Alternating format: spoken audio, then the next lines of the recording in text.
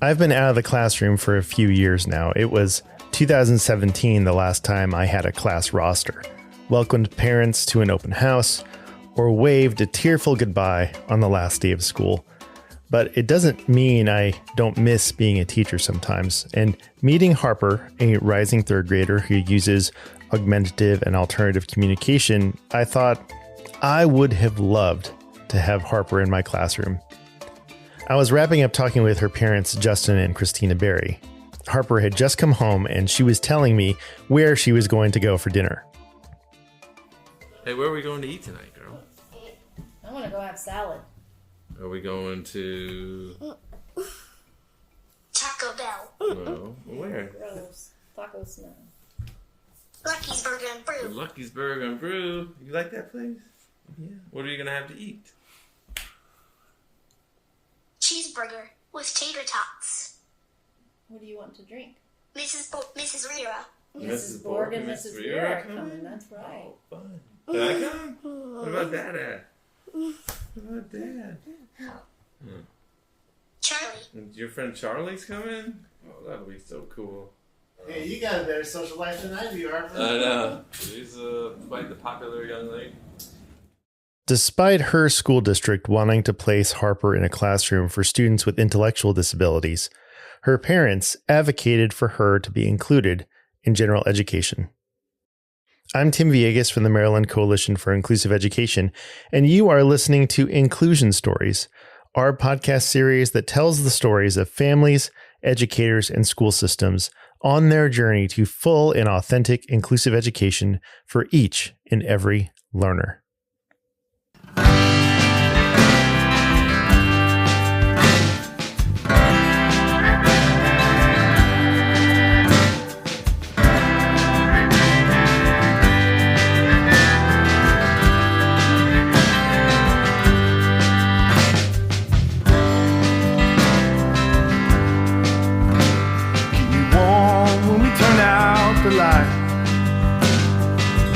Hold me back when I needed a fight.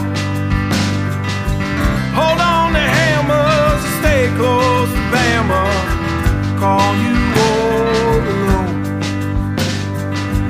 Call you all alone.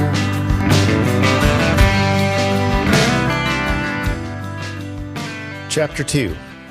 What a novel idea. So I've been keeping something from you, and I hope you don't hold it against me. I wasn't always an inclusionist. It kind of happened by accident. My first job as a teacher was in what was called a special day class in Pasadena, California, with the majestic San Gabriel Mountains outside my window. I taught my heart out for 4th, 5th, and 6th grade students with labels of moderate to severe autism. Back then, my students would spend the entire day in the classroom following a strict routine that I created for them, moving from station to station. My students would learn a curriculum based on alternate achievement standards. When they finished, they would earn a reward, like playing with a toy, listening to music, or even eating a piece of candy. I felt like we were doing good work. We cared about the students and learned to love their unique interests and quirks. I was still going to school at the time because in California, you can be hired as a special education teacher with a provisional teaching certificate.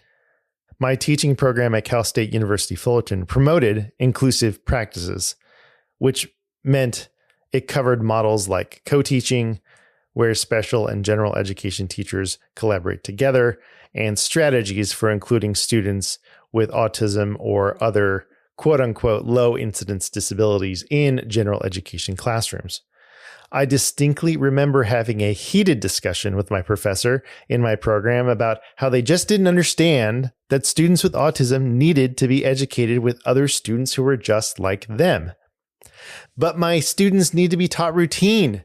How will they learn in that general education classroom? It's so chaotic. They can't do the same things everyone else can. Instead of debating our differences in philosophy, my professor gave us an assignment. Pick one student who is educated in a self-contained or segregated classroom and create an inclusion plan. And don't pick an easy one, they said. Pick a student that you would never think could ever tolerate any time in a general education classroom. Well, I had the perfect one. Nathan was a 5th grade student who was mostly non-speaking and engaged in self-injurious behavior. His verbal stimming was extremely disruptive, and when he got angry, he would often hit or kick anyone or anything next to him. I never in my wildest dreams thought that he would be successful in a setting with typically developing peers. I was wrong. The plan included examining the student's interests, communication skills, and adaptive strengths. The idea was to discover who Nathan really was and what he liked and what he was good at. Next, I planned with the general education teacher a lesson that would take into consideration Nathan's strengths. Despite all of Nathan's communication and sensory issues, he was a wizard with scissors.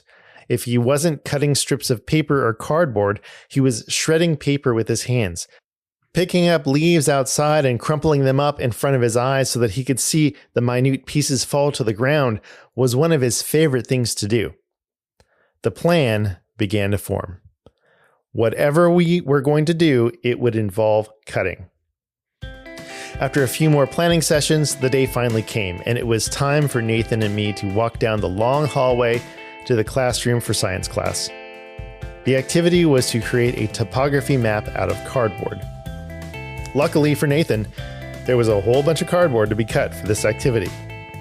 As he sat down in his desk in a classroom with about 35 of his peers, I was astounded at how calm and focused he was, cutting to his heart's content. His task was meaningful, age-appropriate, and for 45 minutes in that science class, he belonged. Now, did that one activity set Nathan on a path of full inclusion? No. But what it did do was show me that any student could be successful when we planned using the strengths of the student. Nathan was my turning point, and I looked for more ways to include my students in the school. But this experience wasn't enough for me. Having my students join their peers in recess and lunch, going to assemblies, and the occasional visit to the general education classroom just didn't seem to be enough.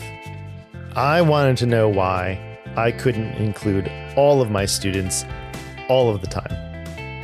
Inclusive education goes beyond just the mere presence in a classroom. It is so much more than that.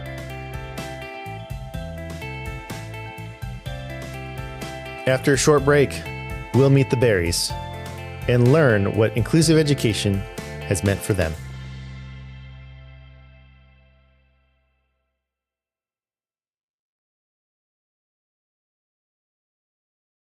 My name is Christina Berry. My daughter's Harper Berry. When Harper joined the special needs pre-K program at their home elementary school, the main concern at the time was her speech, as she was non-speaking.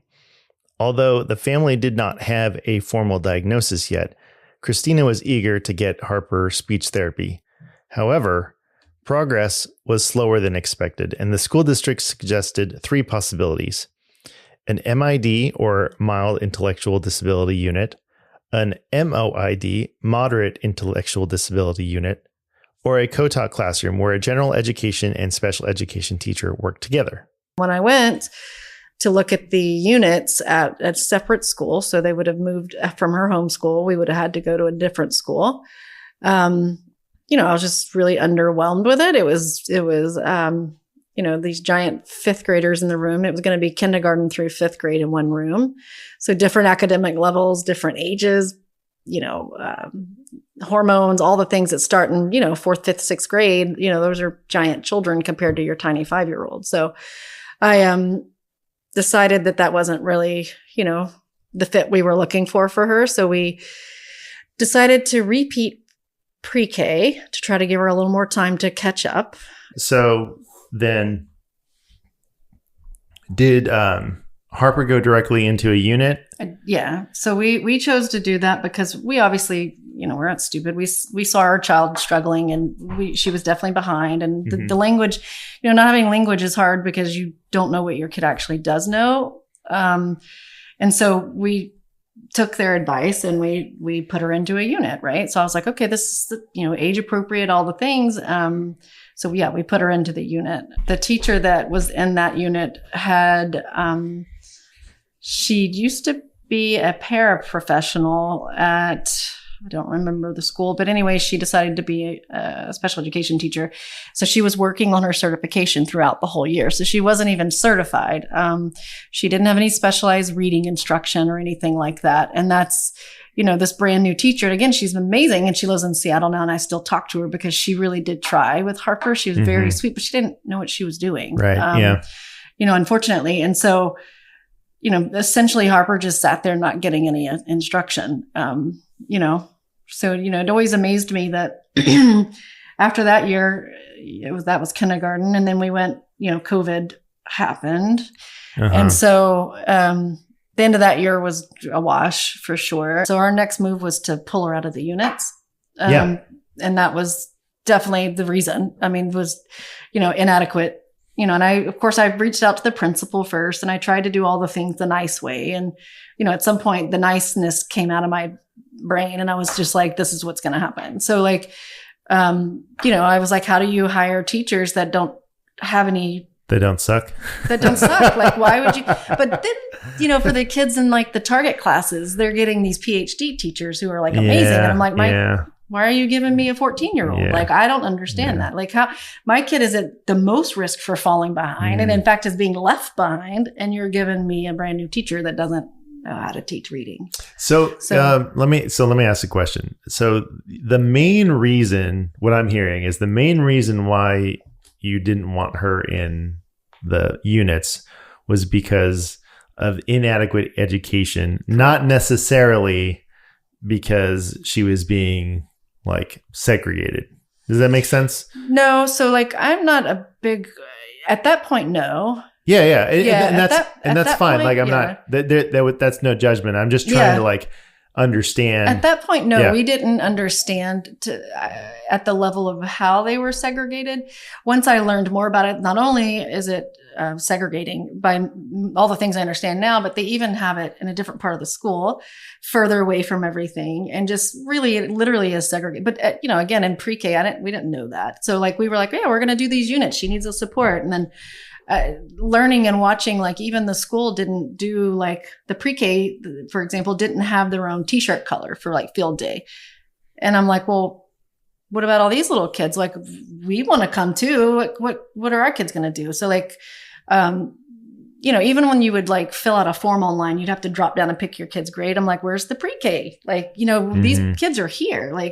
And the same thing when they move the units over, they're just generalized and they're put into their own little thing. And, after a while you just start looking at it and you're like, this isn't working and this is not right. It's just not. So yeah, we, worked to pull her out of it. And that was many, many meetings and many, thousands of dollars in advocacy fees. We started at that point, we realized it was a lot over our heads because we didn't know what we were doing, obviously. Skincare, sales, we don't know, So we hired Elizabeth, and she's been working with us since, it's been 3-4 years now. So it's been a bit.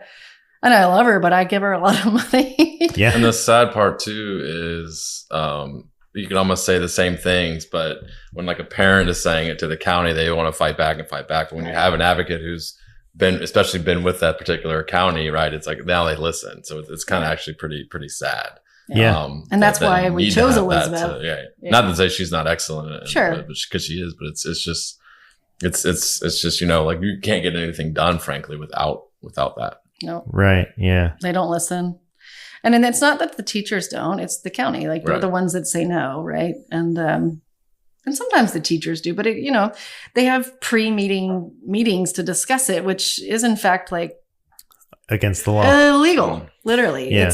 It is predetermined and it's terrible. And I know for a fact that takes place. And it's the people that are the furthest away from dealing with or working with right. Harper or any other Right. kid with special needs. It's right. The people that work with her or whoever daily or you know, on a weekly basis understand and know what she needs.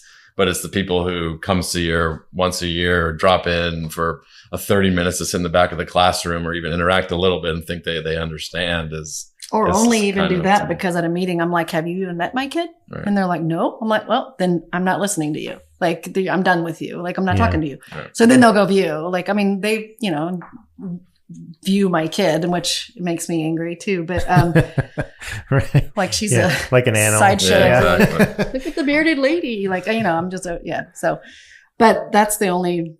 Yeah. So Yeah. it's been a little ridiculous. So. What if I told you that in inclusive districts, right, that the assumption is not made for a child with an intellectual disability, even if they have one on paper, right, that they would be in a separate class, like what a novel idea. Like, huh?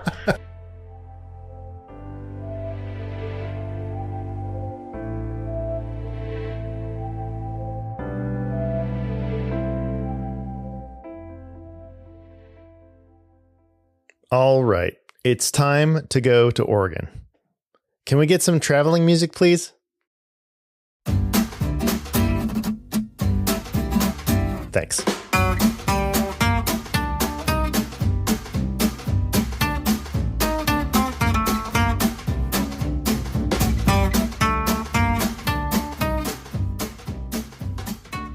My name is Bre Gastaldi.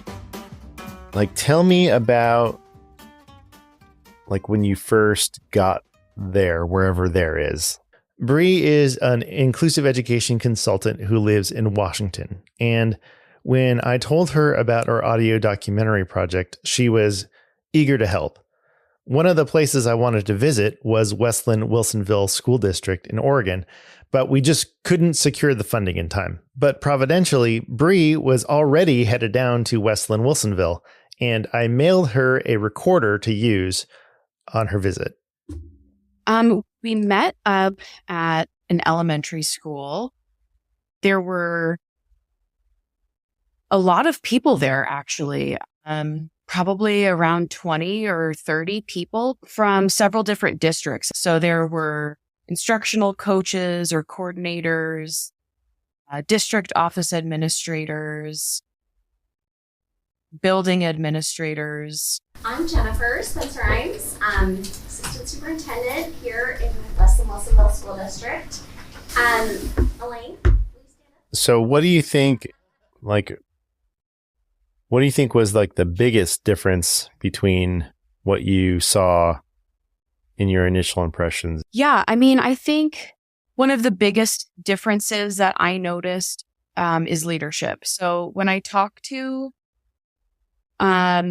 different people within the education world about systemic change, we talk a lot about what I refer to as top-down versus bottom-up leadership. So the executive directors, the principals, those are kind of more of the top-down, and then the bottom-up being more of that grassroots work that happens kind of organically within and among the certificated and classified staff. And my time specifically was spent mostly with the district leadership team, so Jennifer. And so it was very, very clear to me just how fully committed she is and they all are to inclusion. Whereas, you know, sometimes there is some of that bottom up or that top down leadership happening in pockets here and there throughout a district, but it's not super coordinated maybe. Or maybe they're just in the beginning of their inclusion journey and it's not super organized quite yet. You know, Jennifer, she knew who the students' names were. She knew the teachers' names. She knew the students' IEPs. She knew the curriculum. And I really feel like good leaders are ones who make knowing those things a huge priority. And not only that, but the messaging that goes out to teachers.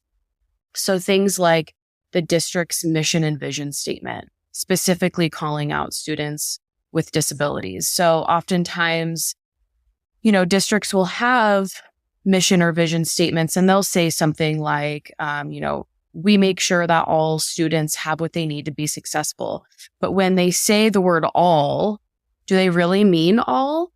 Or who is really included in the word all, right? So for me, I think one of the biggest differences that I saw was just the very, very apparent leadership that was top down and bottom up. Every single person was fully committed to inclusion.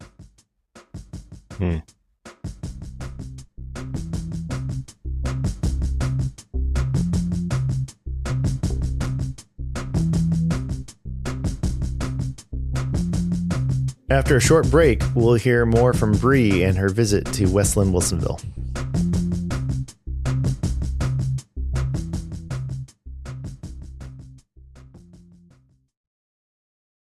When you went into the school, like, how would you describe what you saw that was different than what other people are doing? I saw a lot of evidence of universal design for learning, meaning I saw a lot of opportunities to respond in a variety of different ways that is meaningful for particular students. I saw multiple means of expression. So students being able to express their understanding in a variety of ways. Walked into classrooms and saw a variety of seating options. So, there were several standing desks and there were wiggle cushions. There were kids laying on the floor. There were kids working in small groups, kids working by themselves. So just having access to even just a seating option that makes more sense for them in particular. And quite frankly, one of the biggest things was actually seeing the students in the classroom. So there were students with motorized wheelchairs or AAC devices or modified work in the classroom. And in a lot of places, you just don't even see students like that who have these visible, what might be more apparent to you or I who have more of a trained eye, to even just see them in the classroom. We're walking into a first grade class. They're working on writing. What are you working on? Well, I was going to spell super fun, but I just ran out of room, so. And I have no idea how to spell super, but I know how to spell fun because it's right there. But I have no idea how to spell super. Okay, should we work on it together? Yeah. Just right. Okay, what's the rest of that one?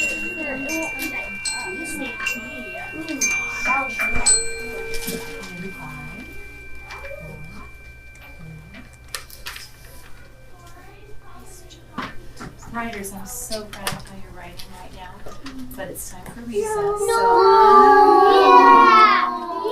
So we are going to do a little bit of recess and then we'll come back for a little bit of writing before we start. Remember, I want you to bundle up today, so my door monitor and line. It's not even just necessarily that they're in the classroom, because, just because they're in the classroom doesn't mean that they're accessing anything. It just means that they're there, right? But to have them be true members of the classroom community. So they were answering questions. They were being called on. Their friends were sitting with them. They were interacting with their peers. It was obvious that not only were they just in there, but they were participating in a way that was meaningful for them and made them feel like valued members of that classroom's community. So let's talk about some of the highlights that you mentioned.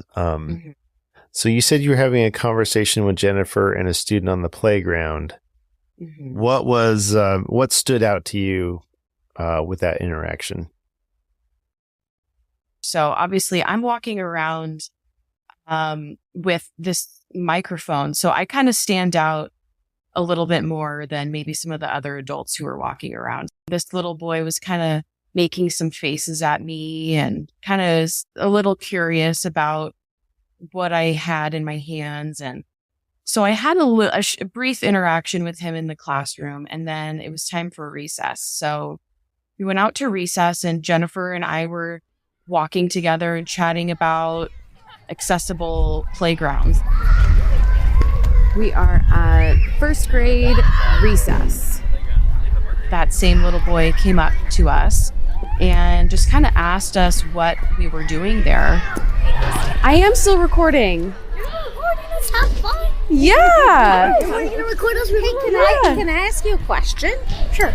She explained to him that specifically in most schools, students with disabilities are not taught in the regular classroom. And So one of the things we are visiting about is about that we heard that Stafford is a very inclusive place, so that all kids belong in their classroom, and kids aren't like, if they learn differently, they're not sent to some other place to learn. They're just, or if they move differently, they're not sent to some other place to learn, but they all are in class together.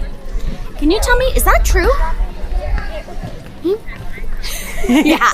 What do you think about that? Thumbs up. Actually, crash thumbs up. Crash thumbs up. Is that like a double thumbs up? Yeah, it's it's a 3 thumbs up. Oh, because triple. They crash. Okay. Got it. Do you know that in some places, kids that learn differently aren't allowed to be in the regular classroom with other kids? They have to go to a different class, or sometimes even a different school. when the student heard this, his body kind of froze and his eyes and mouth got really wide, and he said, Does this happen in Oregon? In some places it does happen in Oregon, but we're trying to change that. What do you think about that?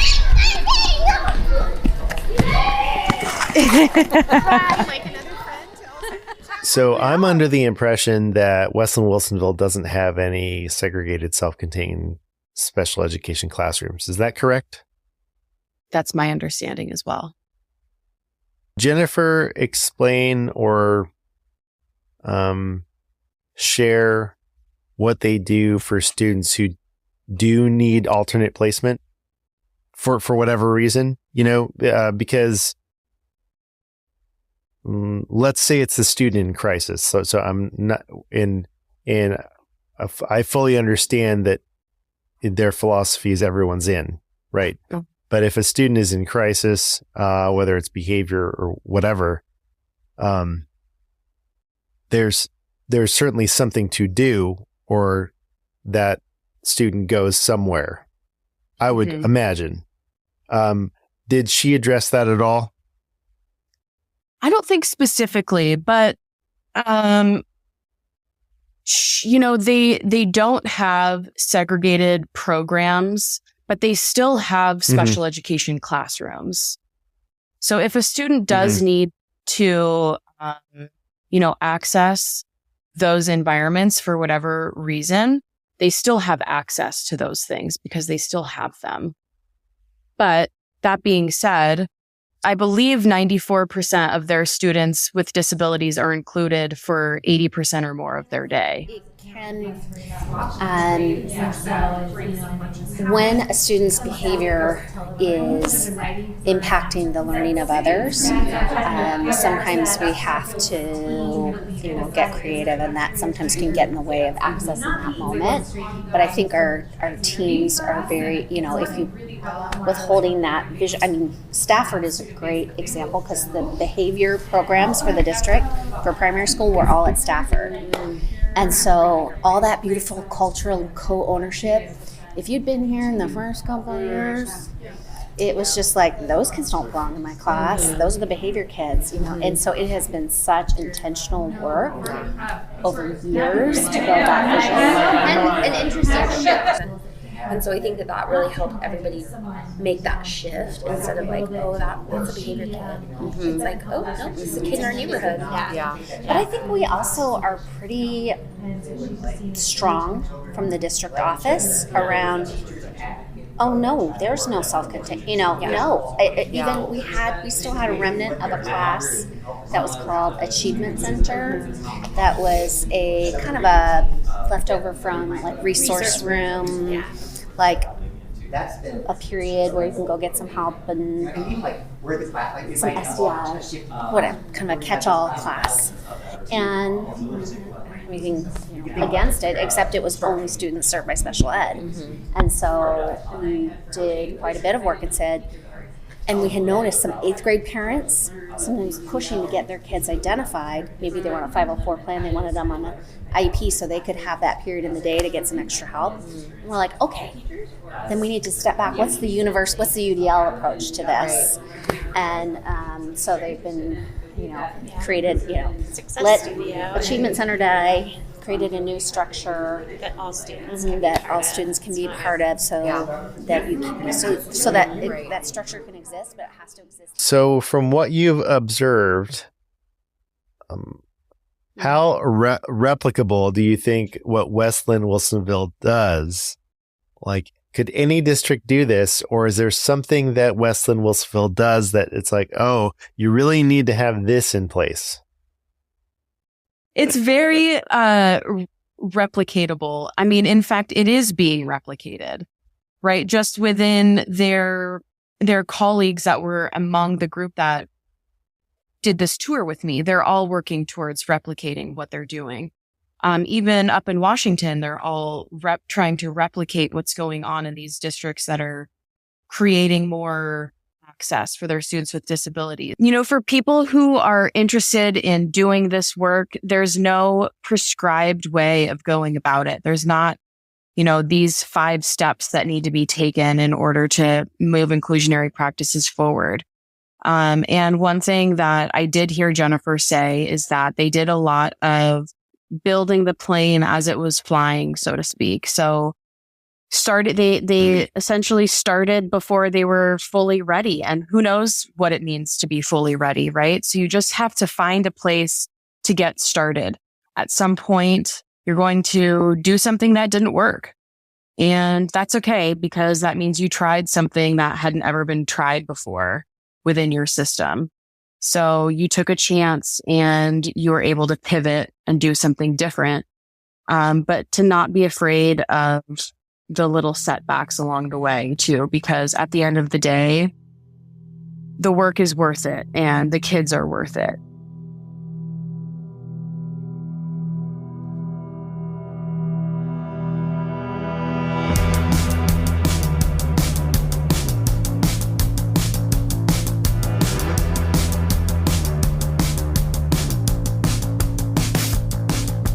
After a short break, it's time to check in on the Berry family.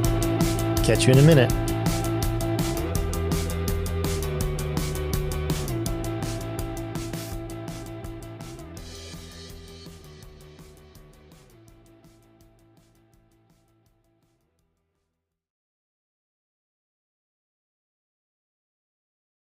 Okay, let's call.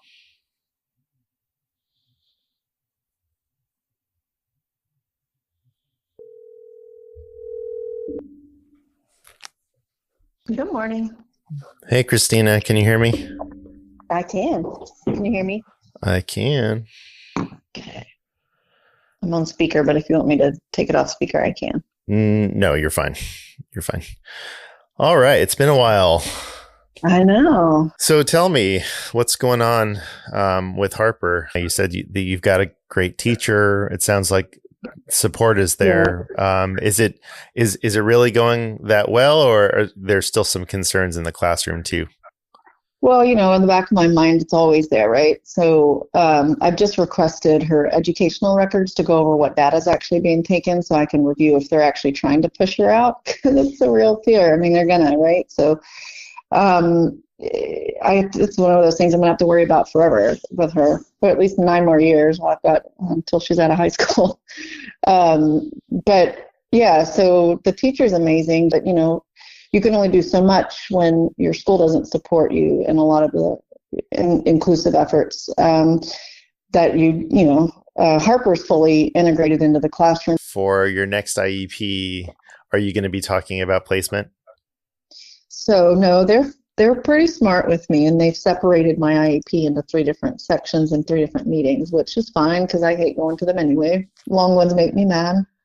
But we're doing that right before in April, right before the end of the school year. So here I am ready, because this is why I've asked for the educational records, so I can review what their data is before I'm not surprised by what they say, because I know she's behind, and I know that going into 4th grade, they just keep talking about how hard 4th grade is, and I get that. I have little patience for that argument, because honestly, it doesn't matter how far behind a student is. That is not a reason to remove them from general education.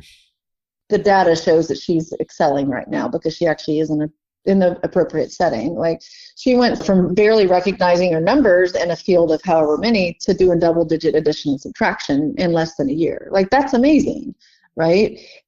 But that's because she's got a teacher who's actually helping her, and she's getting the support she needs. And so if she'd been getting that the last 4 years, God knows where she'd be, right? So and she's learned to read. She's, very basic reading still, but that's all in 1 year with an appropriate instruction and setting. Like, her behaviors are completely gone. She used to have a little PSP, positive support plan, and I've had that removed because she doesn't need it. They haven't used it all year long. So I guess the biggest concern heading into the end of the school year is whether or not the district is going to make a fuss about placement, right? Correct. And then using evaluations or data to say, oh, Harper doesn't belong in general education. She needs to go to a separate space. Mm-hmm. Right. Mm-hmm. And look, I don't disagree with her needing to be in a smaller group for her core instruction. I don't disagree with that. I disagree with where that small group takes place. Right. So if she gets pulled out for IRR, that's better to me than putting her in a unit. However, I think, and it's a choice that the schools make here, because there's another elementary school, they don't pull out, they push in, which is what they should do. But I would prefer her not have to leave the classroom with her peers. She's developed quite a few little friends, and I mean, they invite her for play dates, and a little girl brought her a little BFF bracelet, and it's just sweet, and that's what she deserves, right? All children do. They deserve the chance to nurture friendships, be it with a child who's got exceptionalities or not, right? All kids deserve that. It may not be this year that they'll say it, but if they do, I'm ready. It's a fight, but I'm in it for the next 9 years. All right. Well, I appreciate your time. Thank you so much. And we'll probably catch up towards the end of this school year. I'll talk to you soon. All right. See ya. Bye. Bye.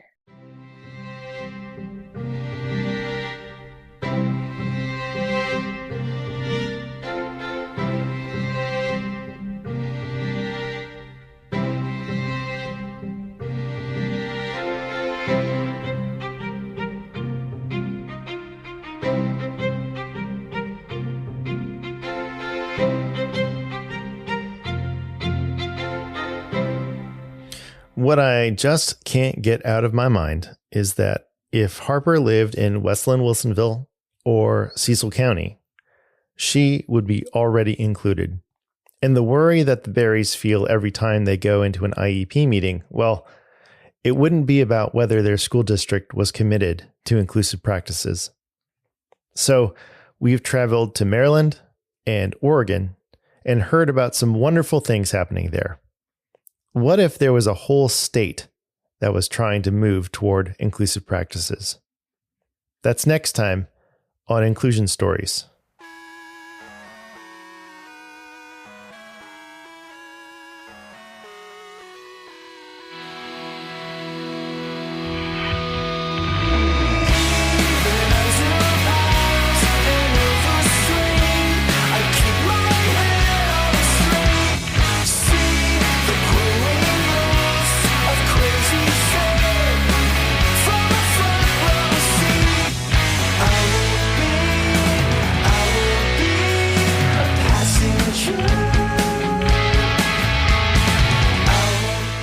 Inclusion Stories is written, edited, sound designed, mixed, and mastered by me, Tim Villegas, and is a production of the Maryland Coalition for Inclusive Education. For more information about inclusive education or how MCIE can partner with you in your school or district, visit mcie.org. A huge shout out to our sponsors. We couldn't have done this project without you.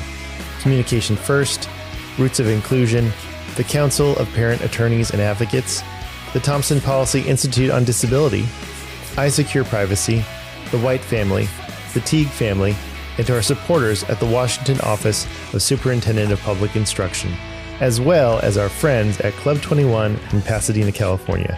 We are grateful for your partnership. Special thanks to the Berry family and everyone over at West Linn-Wilsonville, and to, of course, our correspondent on the ground, Bre Gastaldi. Thanks to Greg Drews and The Truth for giving us permission to use their song, The Light, from the album Yellow Rose as our theme. Check it out wherever you stream music. Also, we appreciate you, Jose Galvez, for letting us use Passenger for the end credits of Chapter 2.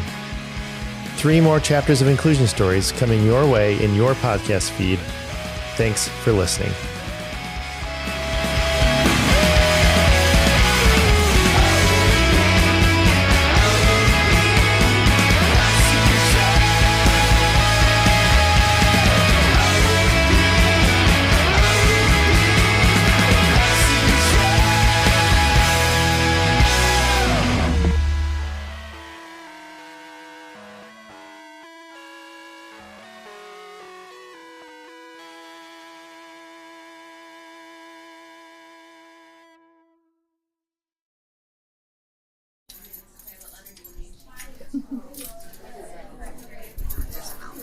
We are headed into a second grade music class.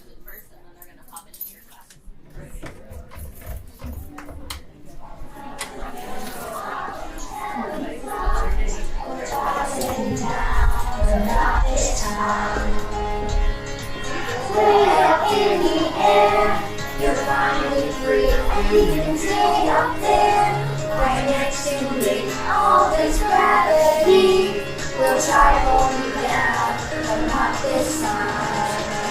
The sun goes down and the lights go out, and the sun will shine brighter than a shooting star.